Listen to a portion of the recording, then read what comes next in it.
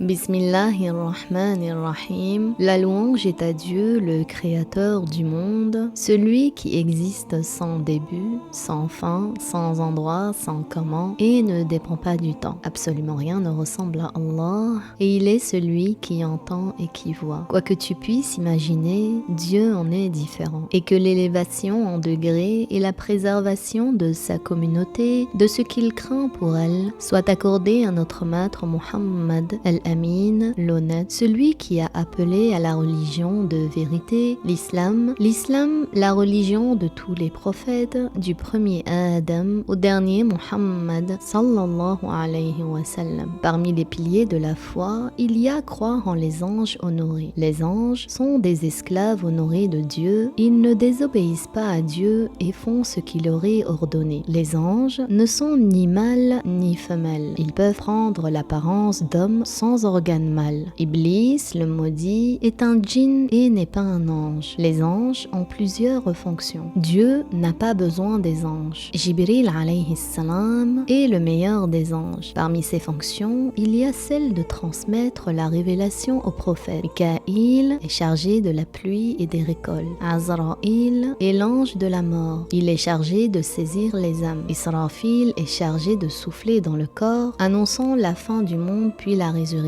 Allah Ta'ala dit dans le Coran honoré, ce qui signifie louange à Allah, créateur des cieux et de la terre, qui a fait des anges, des messagers dotés de 2, 3 ou 4 ailes. Il ajoute à la création ce qu'il veut. Certes, Allah est sur toute chose tout puissant. Allah Tabaraka wa Ta'ala a créé les anges et a fait d'eux des créatures honorées. Les anges sont tous honorés selon le jugement de Allah Ta'ala. Il n'y a pas parmi eux des désobéissants, tout comme Allah Tabaraka wa Ta'ala les a décrits dans le Coran honoré, ce qui signifie ils ne désobéissent pas à Allah en ce qu'il leur ordonne, et ils accomplissent ce qu'il leur est ordonné. Les anges sont tous obéissants à Allah, car Allah les a créés en les dotant d'une volonté par laquelle ils choisissent toujours l'obéissance à Allah. Ainsi, ils ont la capacité de choisir, mais ils ne choisissent que l'obéissance par la volonté de Dieu. Iblis, que Allah le maudisse, n'était pas un ange mais un djinn. Allah Ta'ala dit, ce qui signifie nous avons dit aux anges prosternez-vous devant Adam. Ils se sont prosternés mais pas Iblis qui était un djinn. Il a désobéi à l'ordre de son Seigneur. Iblis le maudit était donc un djinn. Il était à l'origine croyant, il adorait Allah avec les anges. C'est pourquoi l'ordre de se prosterner par salutation devant Adam alayhi salam l'avait concerné lui aussi. Seulement, il a désobéi à l'ordre de son Seigneur et a refusé de se prosterner. Il a émis une objection contre Allah,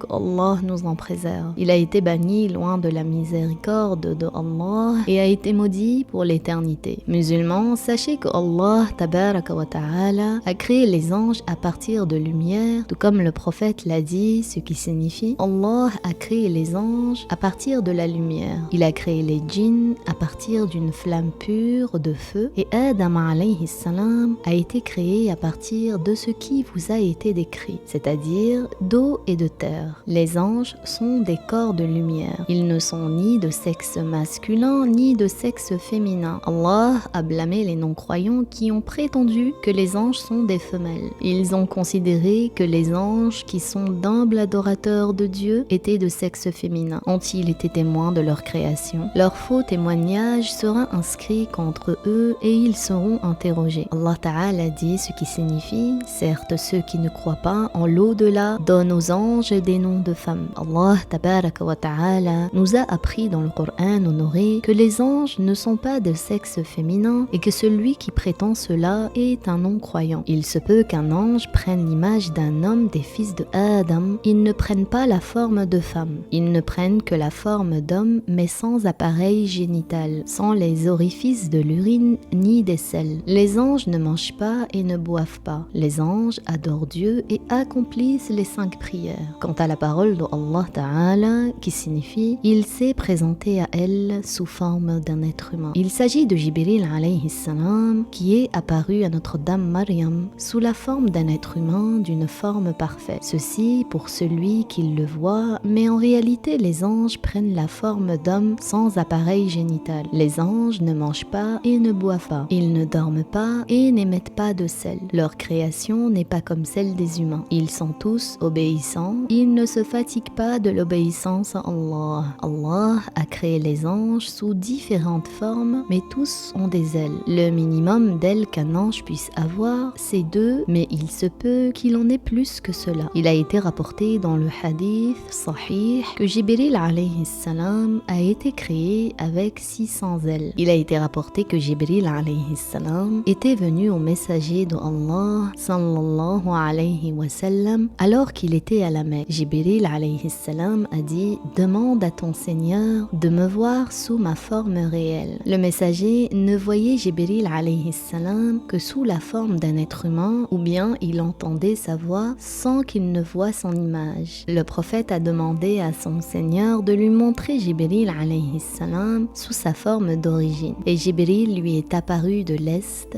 et il lui a couvert ce qui se trouve entre l'Est et l'Ouest. C'est alors que le messager de Allah sallallahu alayhi wa sallam s'est évanoui. Jibril alayhi salam a pris une forme humaine, il a tenu le prophète et l'a serré contre lui. Le messager de Allah sallallahu alayhi wa sallam a dit ce qui signifie « Oh Jibril, je n'avais pas pensé que Allah Ta'ala avait créé quelqu'un sous cette forme. » Il lui a répondu « Allah Ta'ala m'a créé avec 600 ailes et j'en ai ouvert que 2. Sachez que Allah Ta'ala a créé les anges qui ont un corps beaucoup plus grand que celui de Jibril. Cependant, Jibril alayhi salam est celui d'entre eux qui a le plus haut degré selon le jugement de Dieu. Il est le chef des anges. Il y a des anges qui portent le trône et qui sont maintenant au nombre de 4 au cours de cette vie. Ceux-là ont des corps beaucoup plus grands que celui de Jibril alayhi salam de par la taille. Il a été rapporté dans leur description que le prophète ayant été autorisé à parler d'un des anges qui porte le trône a dit qu'entre le lobe de l'oreille de l'un d'entre eux jusqu'à son épaule, il y a une distance de 700 années à vol d'oiseau rapide. Malgré cela, Jibril alayhi salam, par son degré, est le meilleur des anges. Il est le messager de Allah pour les anges, tout comme il est le messager de Allah pour les prophètes qui sont humains.